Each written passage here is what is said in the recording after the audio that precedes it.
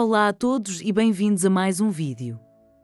Hoje vamos mergulhar num tema que gera imensa curiosidade e, por vezes, algum debate: as semelhanças e as diferenças genéticas entre portugueses e espanhóis. Somos um povo ou dois?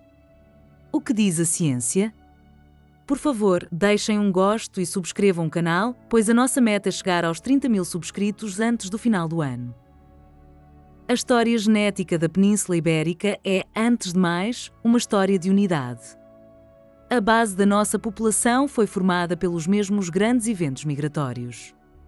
Os primeiros alicerces foram lançados há muitos milhares de anos por caçadores-recoletores que foram os primeiros humanos modernos a povoar esta extremidade da Europa. O seu legado genético, embora diluído, ainda corre nas nossas veias e representa a camada mais antiga e fundamental do nosso ADN. Milhares de anos atrás, uma grande transformação ocorreu com a chegada de povos agricultores vindos do Próximo Oriente através do Mediterrâneo. Eles trouxeram consigo a agricultura e novas variantes genéticas que se misturaram com as dos caçadores-recoletores já existentes. Esta vaga populacional foi um evento definidor não só para a Península Ibérica, mas para toda a Europa, constituindo uma segunda camada genética partilhada por portugueses e espanhóis. Estes povos antigos deixaram marcadores genéticos que podemos seguir até hoje. As linhagens masculinas dos caçadores-recoletores originais pertencem maioritariamente ao haplogrupo I, hoje raro mas ainda presente. Os agricultores que chegaram do Levante trouxeram consigo o haplogrupo G, mais comum no Cáucaso. A mistura destes dois grupos formou a base genética da península durante milhares de anos, até à chegada de uma nova e revolucionária vaga populacional. Essa vaga veio das estepes da Europa de Leste há cerca de 4.500 anos. Um povo de pastores e cavaleiros, conhecido como Yamneia, iniciou uma das maiores migrações da história humana. Eles moveram-se para o oeste, transportando consigo uma nova cultura, a metalurgia do bronze, as línguas indo-europeias e um marcador genético masculino dominante, o haplogrupo R1b. A sua chegada iria redefinir para sempre o mapa genético de toda a Europa Ocidental. Os descendentes diretos destes povos Yamneia espalharam-se pela Europa Central e, mais tarde, chegaram à Península Ibérica sob a designação cultural de celtas. A sua migração não foi uma substituição total, mas a sua linhagem masculina tornou-se tão bem-sucedida que hoje o haplogrupo R1b é esmagadoramente dominante em toda a faixa atlântica, desde a Irlanda até Portugal. Esta é a razão da nossa profunda afinidade genética com outros povos da Europa Ocidental. Assim, antes da chegada de Roma, a Península Ibérica era um mosaico de povos com uma base genética já muito semelhante, mas com variações regionais. No oeste, onde hoje é Portugal, viviam os lusitanos e outros povos com forte influência celta. No centro e norte de Espanha, os celtiberos. No sul e leste, os iberos. Esta distribuição inicial já ajuda a explicar algumas das subtis diferenças que ainda hoje se podem observar entre as várias regiões da Península Ibérica. A conquista romana unificou a península cultural e administrativamente, mas não causou uma substituição populacional. O impacto genético dos romanos foi relativamente modesto, consistindo numa ligeira adição de ADN vindo da Península Itálica e de outras partes do Império. O latim impôs-se como língua, mas a base genética da população manteve-se esmagadoramente pré-romana, continuando a ser a mesma em toda a Espanha, sem grandes distinções. Após a queda de Roma, chegaram os povos germânicos.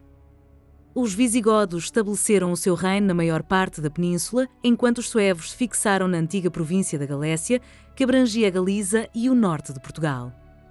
Embora historicamente muito relevantes, a sua contribuição genética foi limitada e maioritariamente restrita às elites. No entanto, a presença sueva no noroeste pode ter reforçado certas afinidades genéticas entre o norte de Portugal e a Galiza. A grande diferenciação na história genética ibérica começa com a chegada dos muçulmanos no século VIII. Durante quase 800 anos, o sul e o centro da península estiveram sob o seu domínio. Esta presença trouxe consigo um fluxo genético vindo do norte de África, principalmente de populações berberes e, em menor grau, do Médio Oriente. É na proporção desta herança genética que encontramos a principal diferença entre as populações de Portugal e Espanha. Os estudos genéticos mais recentes mostram um gradiente claro desta influência norte-africana. A sua frequência é mais alta no sul e no oeste da península e vai diminuindo à medida que se avança para norte e para leste. Isto significa que as populações do sul de Portugal, do Alentejo e do Algarve e das regiões espanholas da Andaluzia e da Extremadura apresentam as percentagens mais significativas deste ADN, que pode chegar aos 10% em algumas zonas. Em contraste, as populações do norte de Portugal e de regiões espanholas como a Cantábria, as Astúrias ou a Catalunha mostram níveis muito baixos ou quase nulos desta herança. Isto deve-se ao facto de estas regiões terem permanecido sob domínio cristão ou terem sido reconquistadas muito cedo. Portanto, a principal diferença genética não é tanto entre Portugal e Espanha, mas sim um gradiente que atravessa ambos os países de sudoeste para nordeste. Analisando as linhagens paternas, através do ADN do cromossoma Y, vemos que o já referido haplogrupo R1b, herança dos povos Yamnaya, é absolutamente dominante tanto em Portugal como em Espanha, confirmando a nossa profunda raiz indo-europeia. Esta é a assinatura genética partilhada que nos une de forma indelével a outros povos da Europa Ocidental, como os irlandeses, os bascos e os galeses, sendo um marcador da nossa identidade atlântica. No entanto, outro marcador masculino, o haplogrupo M81, conta a história da influência do norte de África. Este haplogrupo, que é o marcador berbere por excelência, está presente em ambos os países, mas a sua frequência em Portugal é, em média, ligeiramente superior à de Espanha. Esta é a prova genética da maior e mais prolongada interação que o Ocidente Peninsular teve com as populações do outro lado do Estreito de Gibraltar.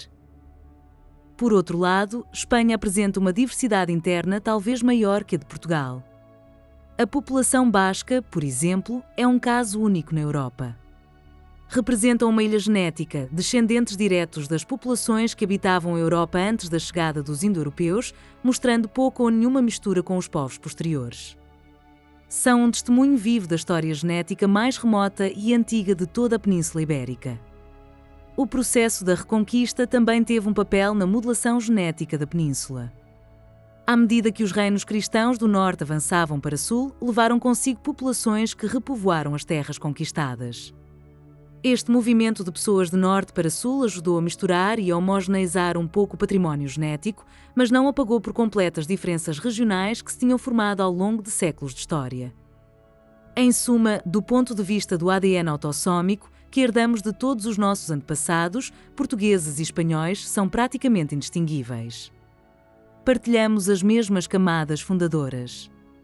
A única diferença estatisticamente relevante é a ligeira maior proporção de ancestralidade norte-africana em Portugal e no oeste de Espanha, um eco genético de uma história partilhada mas vivida com intensidades diferentes.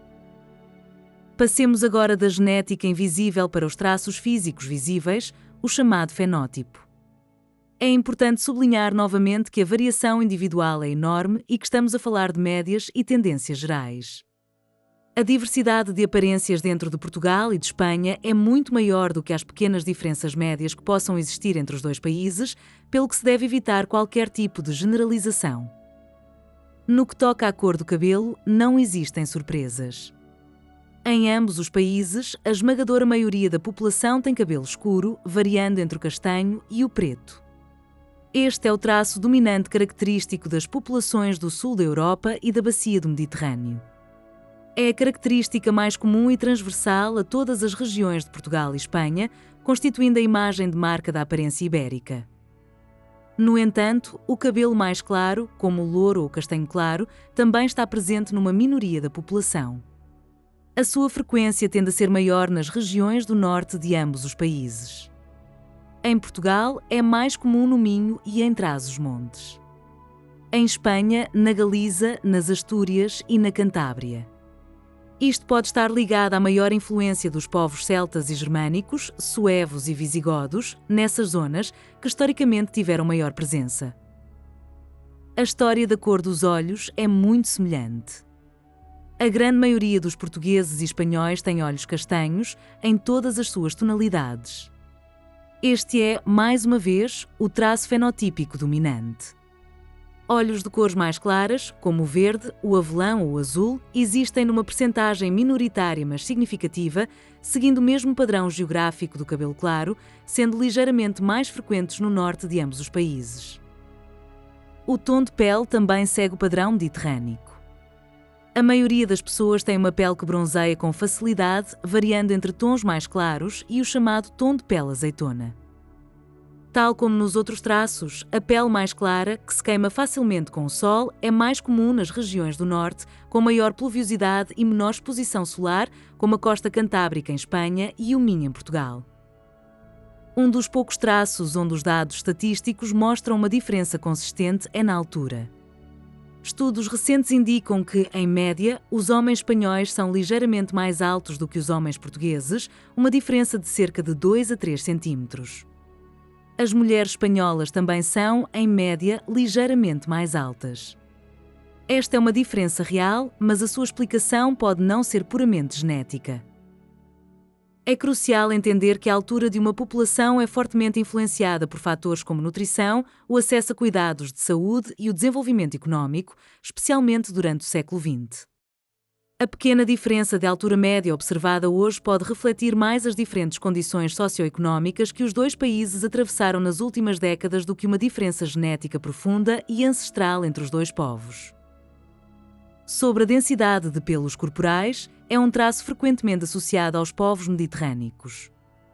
No entanto, não existem estudos científicos em larga escala que comparem de forma rigorosa portugueses e espanhóis nesta matéria. É um traço com uma variação individual e familiar imensa, e qualquer afirmação sobre uma nação ser mais ou menos peluda que a outra não passa de um estereótipo sem qualquer fundamento científico. Outro conceito útil para entender as pequenas diferenças é o de fachada atlântica versus fachada mediterrânica. Portugal e a faixa ocidental de Espanha, da Galiza à Andaluzia, partilham uma fachada atlântica. O resto de Espanha está mais virado para o Mediterrâneo. Esta diferença geográfica e histórica moldou contactos, dietas e até subtis adaptações que se refletem na cultura e, possivelmente, em alguns traços físicos.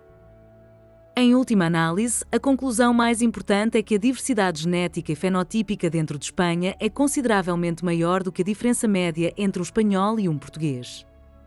As diferenças entre um galego, um basco e um andaluz são, em muitos marcadores, mais pronunciadas do que a diferença entre um português do Alentejo e um espanhol da vizinha Extremadura, o que prova a artificialidade das fronteiras. O mesmo se aplica a Portugal.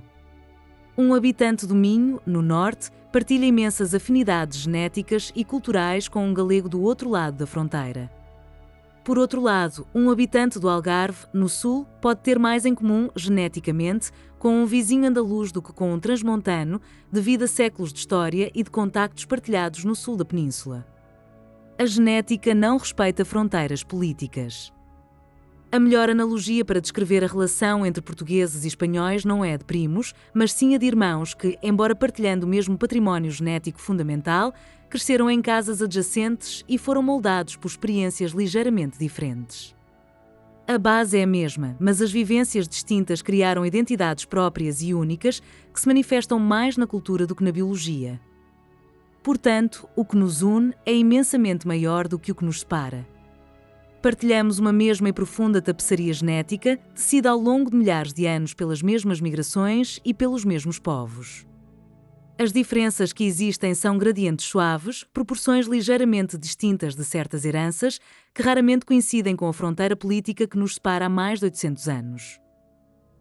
A história genética da Península Ibérica é a história de um ponto de encontro, de uma encruzilhada de povos. Desde as suas mais antigas fundações, passando pelos romanos, pelos germânicos e pelos norte-africanos, esta terra sempre foi um caldeirão de culturas e de gentes. O nosso ADN é o registro vivo dessa história, um testemunho de fusão e de uma herança extraordinariamente rica e diversificada que ambos os povos partilham. A ciência vem assim confirmar o que a história e a geografia já sugeriam: portugueses e espanhóis são dois rostos do mesmo povo ibérico, duas interpretações de uma mesma partitura ancestral.